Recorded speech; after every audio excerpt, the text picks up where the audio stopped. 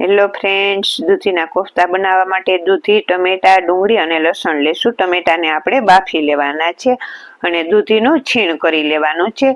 દૂધીના છીણને આપણે હાથેથી દબાવી આ રીતે બધું એનું પાણી નિતારીને કાઢી લેવાનું છે. એક વાસણ લેશું, તેમાં દૂધીનું છીણ, ચણાનો લોટ અને બધો મસાલો ઉમેરી તેને સારી રીતે મિક્સ કરી તેના બોલ્સ બનાવી લેશું. બોલ્સને આપણે ગરમ તેલમાં સરસ બ્રાઉન કલર ના થાય ત્યાં સુધી તળી લેવાના છે.